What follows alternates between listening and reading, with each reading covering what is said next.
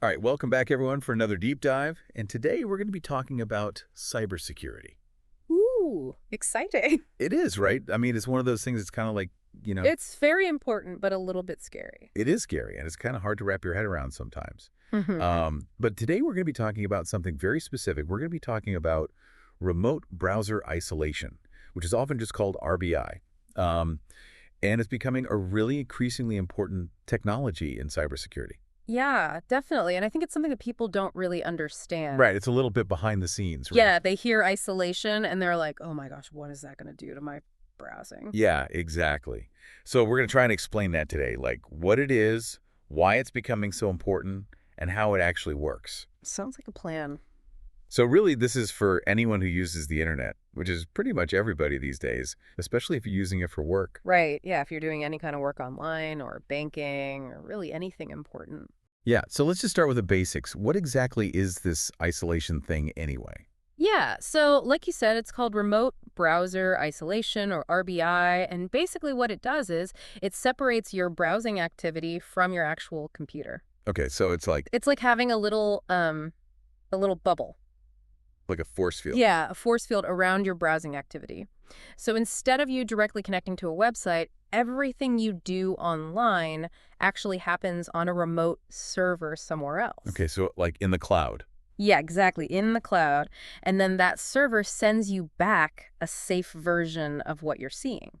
So it's kind of like, It's kind of like watching a live stream of a website instead of actually interacting with it directly. okay, so that makes sense, right? Because if you're not actually on the website, then it can't really hurt your computer. Exactly. It's like you're looking through a window at the website, but you're not actually touching it. I like that analogy. Mm-mm. Okay, so, but why are companies and organizations using this? Like, what are they so worried about? Well, I mean, cyber attacks are just becoming more and more common Yeah, we hear about it all the time. all the time. They're becoming more They're sophisticated, clever. Yeah. more clever, yeah. And, people are relying on web browsers more than ever for work. So it's really like RBI is kind of a response to that, It's a way of dealing with this. Yeah. It's a way of kind of keeping up with those threats. So it kind of fits into this idea of like, zero trust, Mm. right? Which we've talked about on the show before. Yeah, exactly. Zero trust is all about assuming that nothing is safe, nothing can be trusted. Assume the worst, right? Assume the worst, exactly.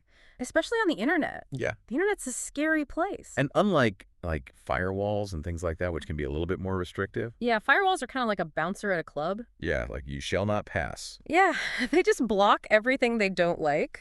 But RBI is more like, More nuanced, yeah. yeah, it's more like a security guard that can see what's going on and stop the bad stuff from getting in, but it's not going to stop you from getting in. Right. So you can still access the websites you need to for work Right. or for, whatever. Exactly. You're not losing any functionality. Yeah. Okay. So that makes sense. Right.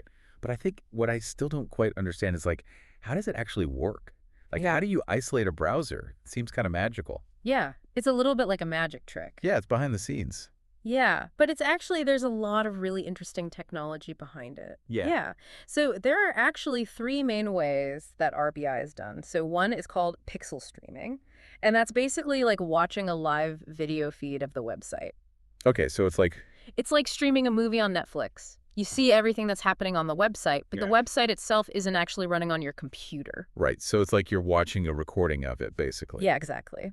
Okay. And then another way is called DOM reconstruction. And that's a little bit more complicated. Okay. DOM, for those who don't know, is the document object model. Yeah, it's like the code that makes up the website, It's the structure of the website. the structure, yeah. So with DOM reconstruction, what happens is the remote server will actually rewrite the code of the website, and it'll remove any potentially harmful parts of the code before sending it to your browser.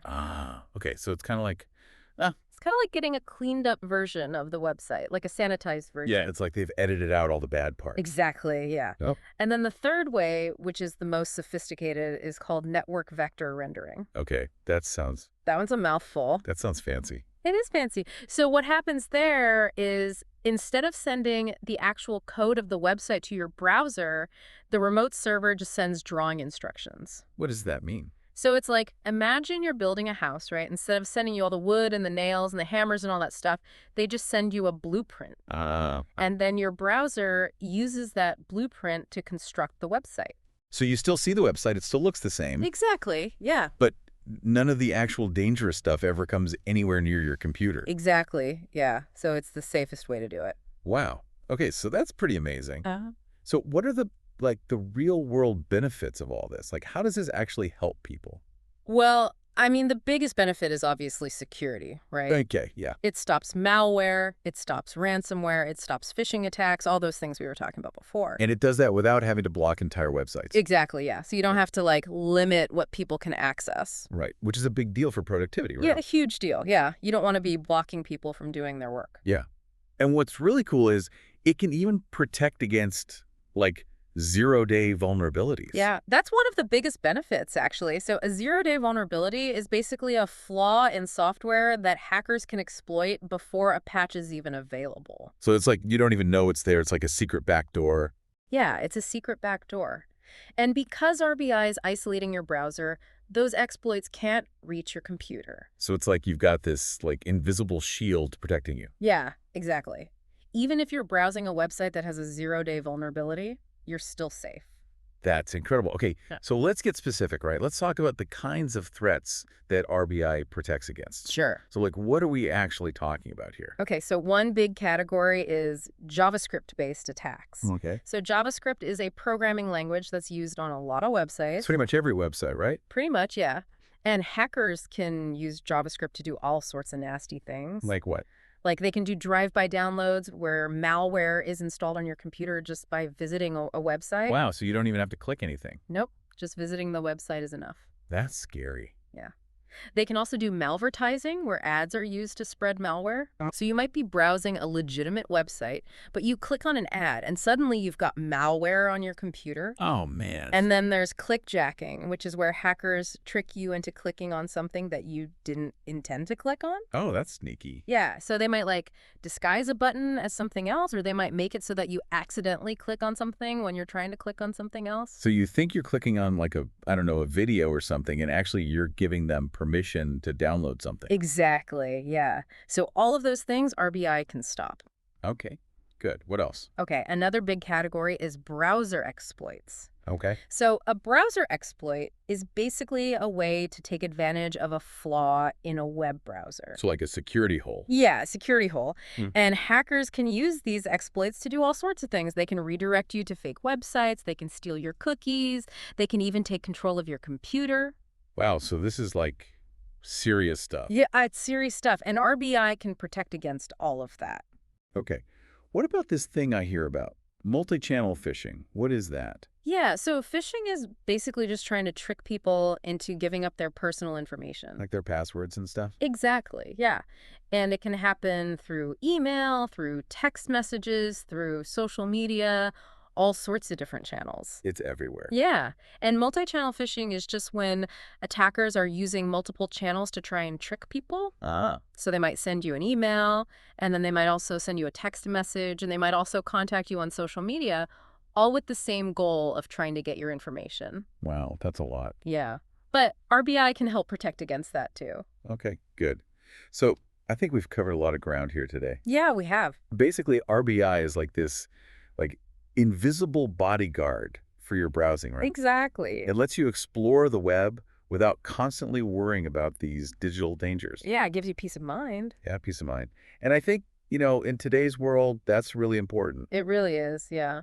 But, it's just one piece of the puzzle, right? Yeah, absolutely. You still need to be careful. You still need to be aware of the threats. Yeah, like use strong passwords, don't click on suspicious links, Exactly, yeah. all that good stuff. RBI is just one layer of protection. One layer, yeah. But it's a powerful layer. It is, yeah. All right, well, for our listeners who want to learn more about this, I encourage you to, go online, do some research, search for things like zero trust security, search for things like browser isolation solutions. Yeah, there's tons of information out there. Yeah. The knowledge you've gained today is your passport to a safer online journey. Have fun and be safe. Thanks for joining us on this deep dive. Thanks for having me.